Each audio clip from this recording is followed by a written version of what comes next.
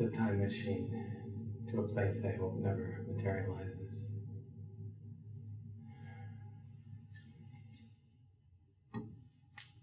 Thank you, Makana.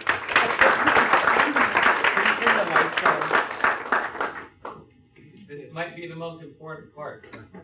Not that you guys don't know this, but this is why we did the video, to help the public understand. So that was 100% spontaneous piece of art. I had no lyrics or music. It just came when I walked in there. And of course, in January 13, 2018, there was that false missile alert in Hawaii. And a lot of the focus was who's to blame in Hawaii. You know, the whole narrative in the media and on social media and everything. A lot of my friends and of course were angry with good cause. It was traumatic, and people with children, it was like we really thought we were going to die. And so a lot of the narrative went around the governor and civil defense and who should we blame and how do we prevent this event from happening.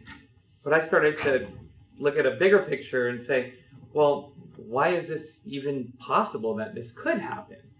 And so that led me to going here. And I don't have to explain why, but I just want to preface my involvement in the nuclear issue and in relations between Russia and America is driven by two things. One, my neighbors, when I lived on Kauai for 6 months, 2 years ago, happened to be friends Bruce Allen and Cynthia Lazaroff.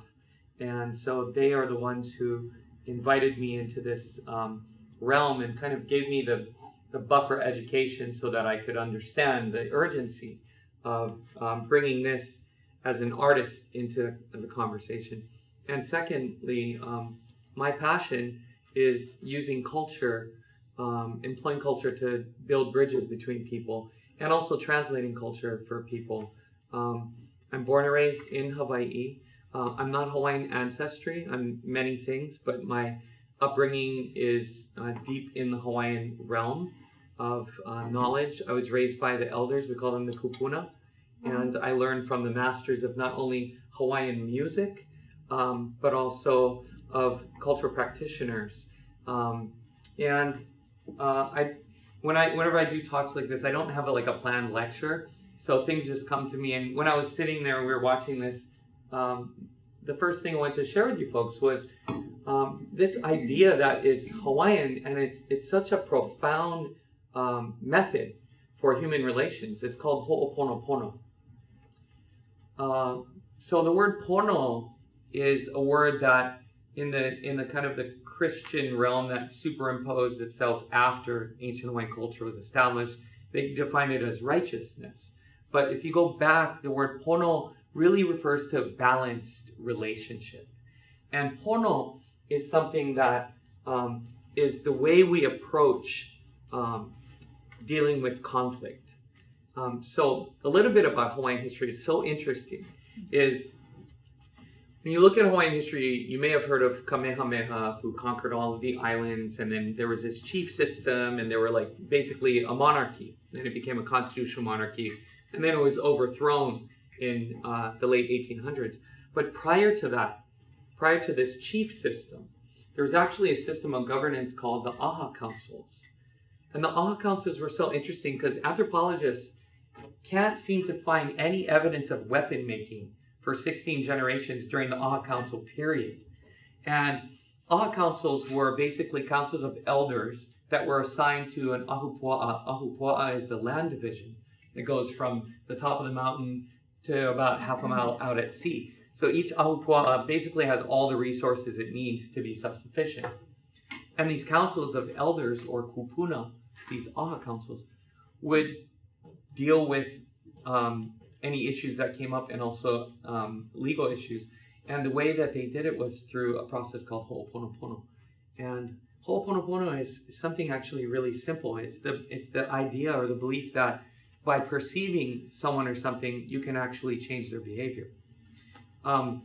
There are a lot of stories about this in Hawaiian history, but I think with what we're dealing with in terms of U.S. and Russian Federation relations, you know, for someone like me who has no education in this realm, who's just a layperson, an artist, I ask myself, what can I do? And, you know, my fans, my listeners, well, what can we do? It seems like something that's out of our realm. The authorities and the highly educated people, that's their thing, and policy, what can we have to do with that? But I always tell people, I said, what you can do is when you're hanging out with your family and friends, or you're on Facebook or wherever you are interacting socially, don't become a mouthpiece for the toxic view of others. And I remind people that people are not their governments. People are not the direct policymakers. And I think it's so important now, as much as it may have been 25, 30 years ago, to create a Ho'oponopono process in our own way of constantly dignifying and humanizing people that might be from another place we don't understand. They might speak a different language, they might dress differently. And that's why I went to Russia. Because I wanted to be able to say, I went there, I didn't read about this on Facebook. I mean, this sounds stupid, but it's true. Like, what did I know about Russia? Hunt for Red October. Like, as a kid, that's it. And anyone can look at me and go, what an idiot. But if you really want to be honest about America, what do we know? You know, the average person doesn't know jack. All they know is what they see on the news. The first thing I learned when I went to Russia, blew my mind, was about the color red. Like, you know, I was think, red, what does it mean? Communism? Like, why is people like red? And when you start to ask that question, it's like, oh, no, it has nothing to do with politics. The root of the word has to do, it's similar to the root of the word beauty. And there's this whole different kind of orientation. And it's one example of how we can make these assumptions and superimpose them onto an entire people and define them. So, came up with a saying, reduce nuclear weapons, not each other. And that's kind of been my messaging in this as I go out and play my shows and share this, is I'm nobody, I'm just a person with no specific education in this realm, but I care because these policies that are being enacted could affect all of us. And what we had to go through in Hawaii was super, super traumatic. So that's what got me involved. And when we went to Russia in the fall, I went there with just a giving heart, and actually a culture ambassador, and did all free performances and all for schools and outreach, and of course at the Diplomatic Academy and all of these things. And when you go to another culture and a place and you just offer them, hey, I just want to not only give of myself but learn about you, you completely have a different orientation. And so I think these exchanges are really important. And one of the things I learned on my trip was I sat down with Vladimir Posner, who came to lunch, and we had this amazing talk. And we were talking about when you get up in the morning and you go in the elevator, and you know, like, oh, I'm an American, I'm happy to be there, and I'm like, good morning, you know, and the person in the elevator doesn't necessarily say, like, they might not even respond. And I could easily think to myself, what an ass. Russian people aren't very nice. Or you could go to Hawaii and you might come out of your hotel and be like, aloha, and somebody might be like, it's this idea that our little myopic view of a culture that our small brain is trying to like encapsulate and make sense of, we can extrapolate an entire view of a people from a singular interaction, and we tend to do this. So he was saying, you know, that the average person in America doesn't have any understanding, which I don't, of what people in Russia have been through, their orientation to everything. And so all of these things that I'm talking about kind of lay the soil, the groundwork for the policy, which is like a cloud that hangs over the earth.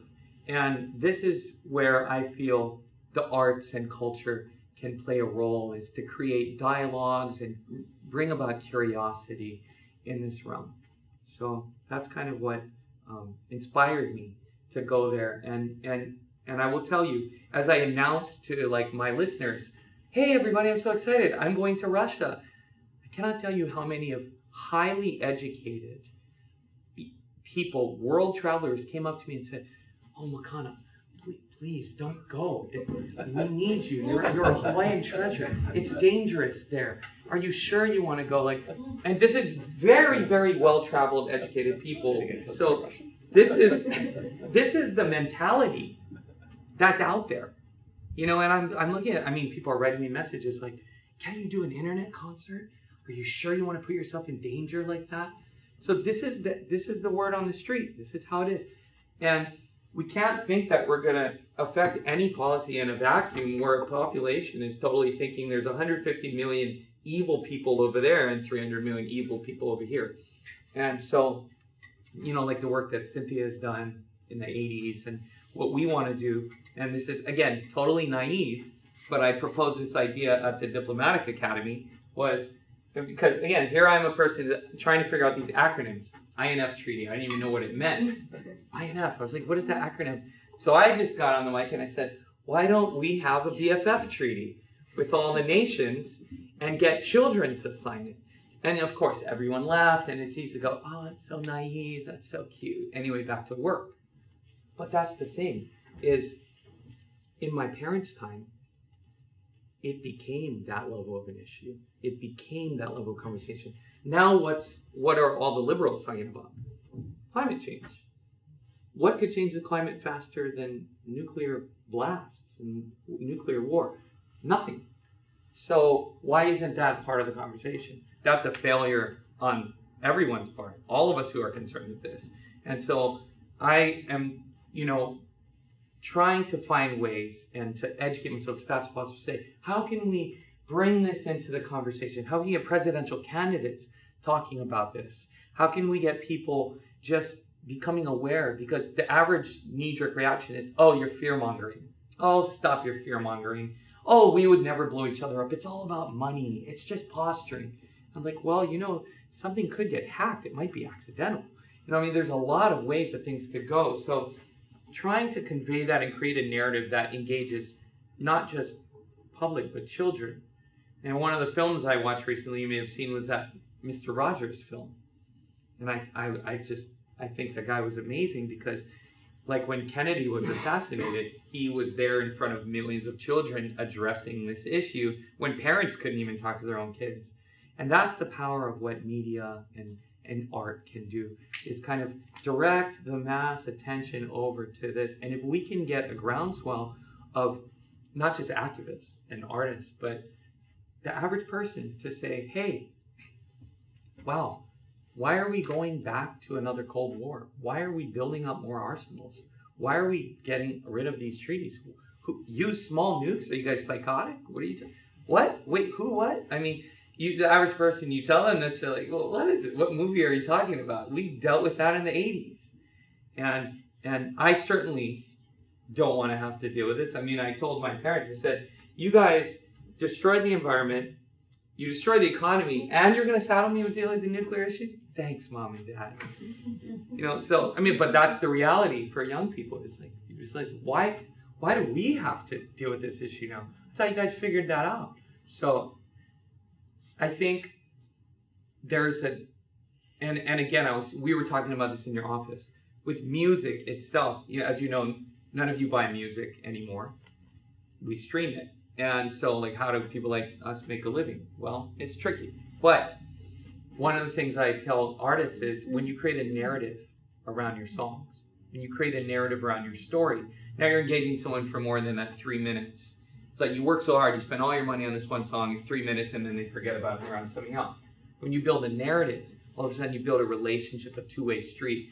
And I'd like to find ways to encourage a narrative with the public where they start to feel empowered to have a say in the policy, to have a say that their opinion matters, because it does matter. And the difference between now and the Cold War is we have social media.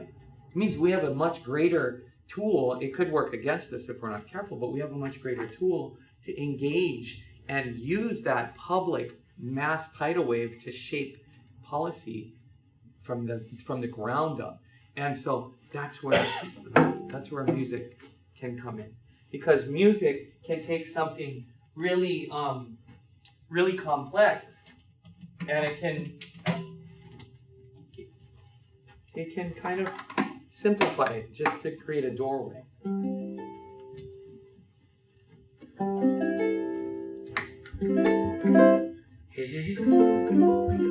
So this is a song that I wrote recently as part of a friend's musical, and I haven't released it or recorded it because I just wrote it, but I'm going to soon, and it's called This Side of the Fence.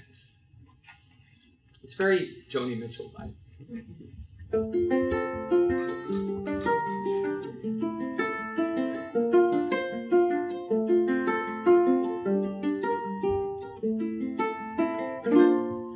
From this side of the fence, the threat seems immense. They've got us so tense and ready for war.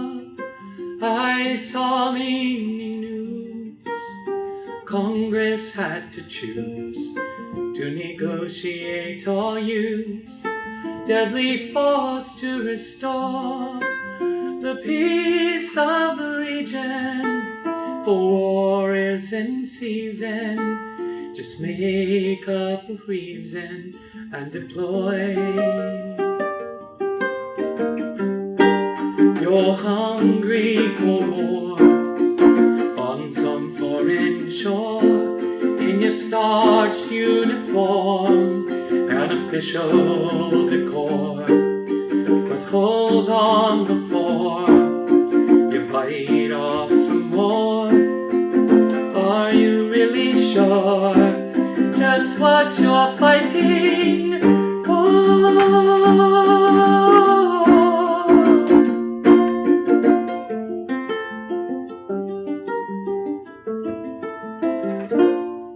From this side of the veil, happiness is for sale, buried somewhere in a tale of scarcity and greed.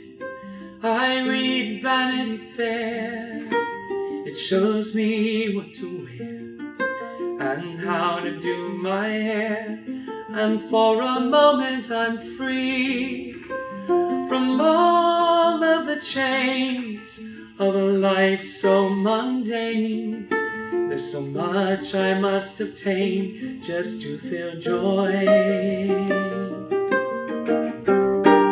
You're hungry for more, 'cause you've gotten bored with the things you bought before and your dated decor. You can't help but hoard, yet your spirit is poor, as you go from store to store, wondering what you're searching for.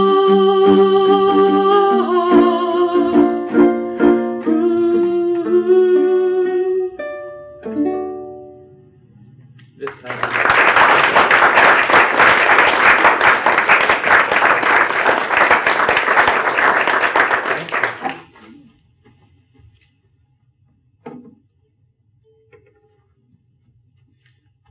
Yeah, you know, going to Russia was such a profound, life-changing experience for me. Because, I mean, I'm from Hawaii. It's like our orientation to everything is so different already. We're the, you know, there's a little tiny island in the Atlantic if someone wants to be a stickler. But other than that, we are the most geographically isolated landmass in the world. And so, I mean, if you ask local people, like, oh, what do you think of Russia? I mean, very few have any direct experience. And for me, going there was the perfect experience of being exposed to an entirely different orientation to everything. For example, every person I met, and one of the most profound conversations I had was with my nail girl, because I have to put on these nails to play guitar. So I'm sitting there and with this woman, and her daughter was there, and I had a friend translating, and she starts asking me all these things like, oh, are you married, and are you this and that, and like the conversation was not about anything in the political realm. But I can tell you this. I never would have had that conversation in Oakland. It's like, did I agree with her perspective? No.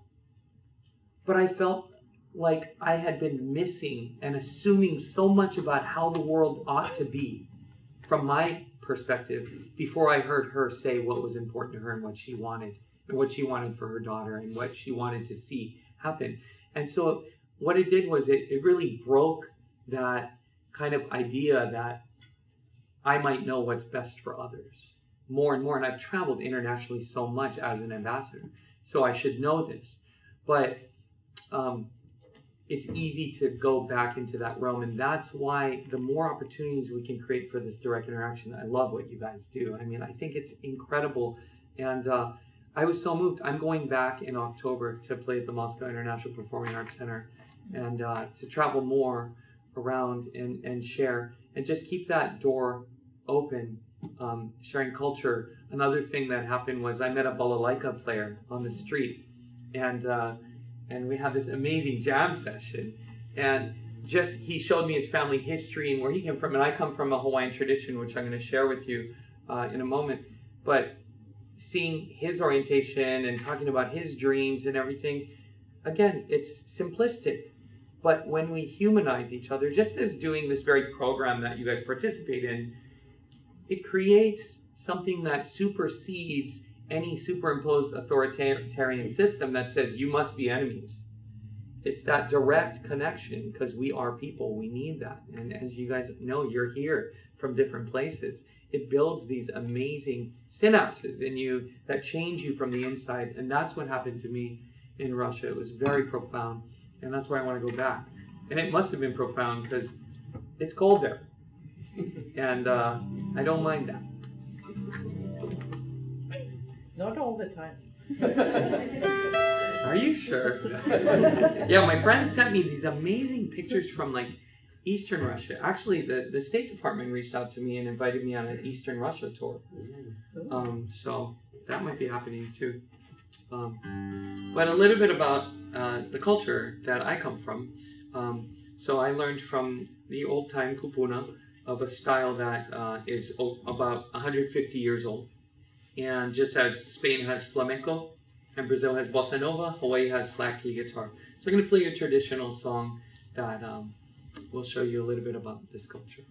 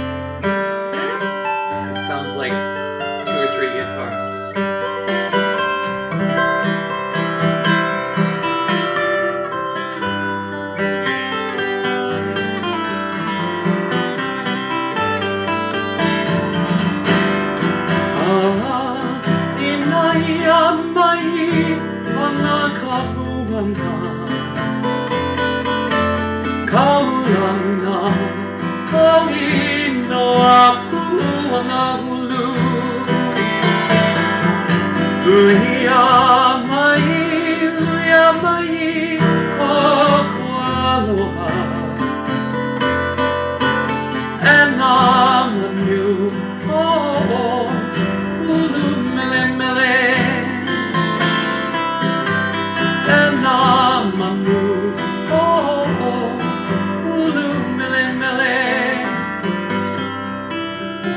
in this song from the island of Hawaii, or the Big Island, the writer David Alapa'i, sorry, it's really hard to talk into this. The writer David Alapa'i compares the residents of this beautiful place called Honolulu to the rare feathers, the black and yellow feathers of this very rare native bird. And that is his compliment to them.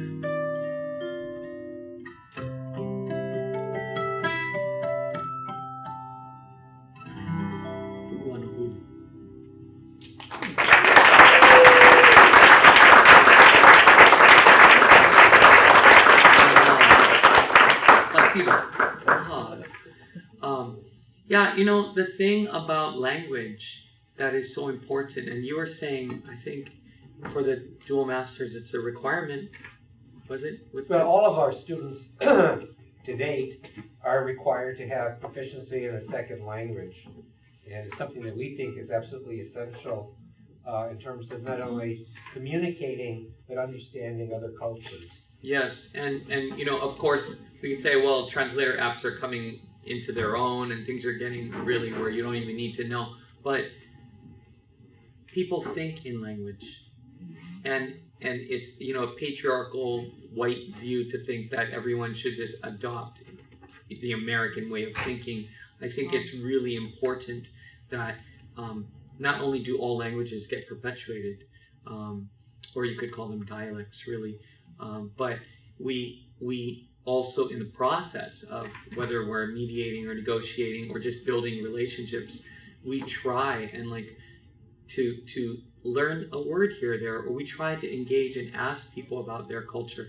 When I was representing Hawaii in China, the state of Hawaii, many years ago, I was sharing one of my great experiences in the world was meeting Andreas Vollenweider of Switzerland, who's a world-renowned harpist, and he turned me on to the guzheng, which is a Chinese harp.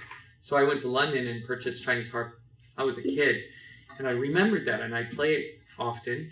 And so when I went to China, I had this little secret thing in my back pocket, and I did this show in an opera house, and right at the end, I revealed, I'm sharing my culture the whole time, and then I said, you know, my grandmother's from China. I just wanted to honor your heritage and culture, and I revealed this guzheng, and I played something very simple by any standard.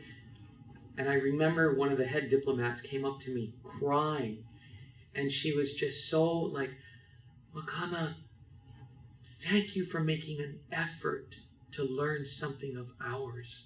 I am just so moved, and we look so forward to working more with Hawaii and blah, blah, blah. And it just, by giving them a sense of recognition and that of pride, it's a natural human feeling, the ice melted, and it just made them so much more eager to like engage on whatever terms were being discussed. And that wasn't necessarily a political thing. It was more of commercial aspects in terms of business, but it's building that bridge by recognition and becoming curious about other people's stories.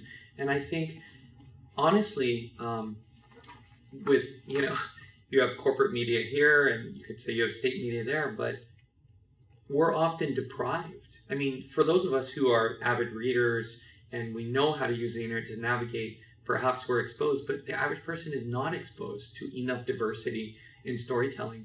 And so that's why I have the audacity to come before a group like you, where I have no expertise to offer you except just my experience as a cultural practitioner, somebody who loves this sound and this value set from this little place that is seemingly insignificant. And I do feel that if we can kind of hack into the heart and connect with people there, some kind of magic happens. Because the people who are running the world right now, I think, are disconnected from that. And I posted an article today. You may have heard that there's, I guess it's the Women Peace Something Act of 2017, where there was a study that came out that the more women are involved in negotiations, the better the outcomes. And I just love this. It's like, come on, let's get the matriarchy going here. So we need balance, and we have a lot to learn from culture because of that. So I can play more. If there's any questions, you guys want to? Okay, so we have a lot of flexibility here. I would love to hear one more song. Sure. And then we can maybe open up for Q&A. Sure. And then I should tell you, I think at 1:30 we'll actually have refreshments. So why don't we have one more song, and then we'll have some Q&A, and then some food. Wonderful. Okay, well, this is a very old Hawaiian song that. Now, how many of you guys have been to Hawaii? Okay, so there's a place on Hawaii, which Hawaii is the name of all the islands, but Hawaii is also the name of the biggest island, which is also the newest island. It's the one with the active volcanoes on it. We call it, the old name is Moku o Keawe. Moku is island, Keawe was the chief, the island of Keawe. And there's a place called Waipio Valley. And you can look this up, but you have to go, because Waipio Valley has twin waterfalls coming down onto a black sand beach. It's so unbelievable. And then when you go down the valley, you have to go on it like an ATV because it's so steep. You get in and you can either go to the beach, or you can go into, we call Melka. Ma is directional, Uka is the uplands. So when you ask for directions in Hawaii, you go, oh, excuse me, sir. Do I take the 1 to the 63, and then Hawaiians don't use numbers. Hoba, you go face Eva, and after that, Diamond Head in the back, and then you go on the Makai side. You're gonna turn left over there and get one mango tree. That's how people give directions back home. And so, if you go Melka, this giant waterfall, it's intimidating. Like you just turn the corner, you're assaulted by a waterfall and rainbows. And so this song takes place there. And I'll translate a little bit as I go, but it's about a love story that takes place there. It's called Hi'ilape, which is the name of the waterfall.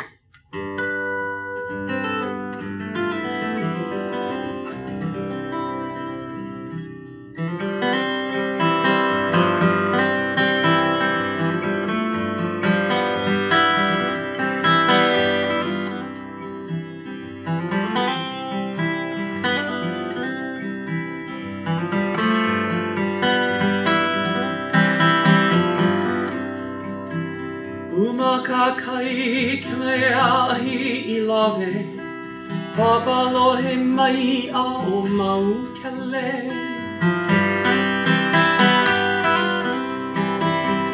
Kakai kemea hi'ilawe, papalohe mai ao mau kele.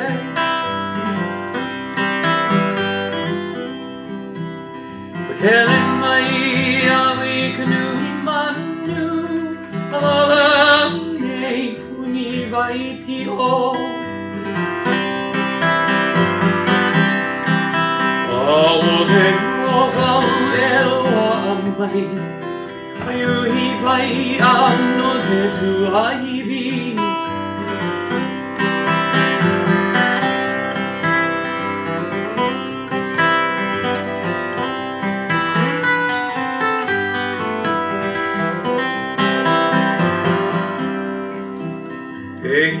Hiva auna kamakua, ileia ina ke kupuna.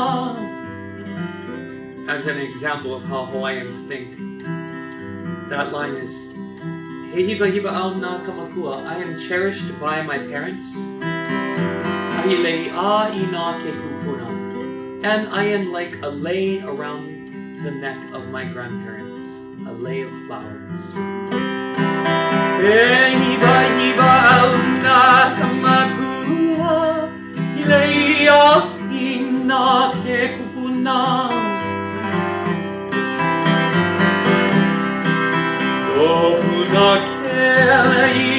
ia mai, nui ka mai lele a o hi lave.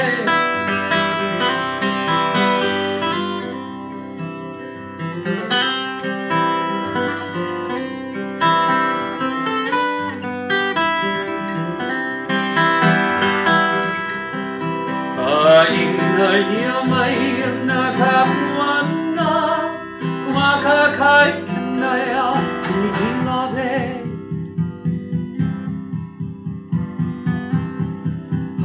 Ina ia mai na kapuana, kumaka kai kinaya i lave. At the end of many Hawaiian songs is the phrase Ina ia mai na kapuana. And that phrase is often translated as, and so the story is told, or tell the refrain. But the great Hawaiian scholar Mary Kavena Pukui translated Ha'ina ia mai ana kapuana as, and so is the echo of my song. Kumaka kai kana yao hi'i lave. All eyes rest upon the waterfall. Hi'i lave. Ha'ina ia mai ana kapuana. Kumaka kai kinea hi lave.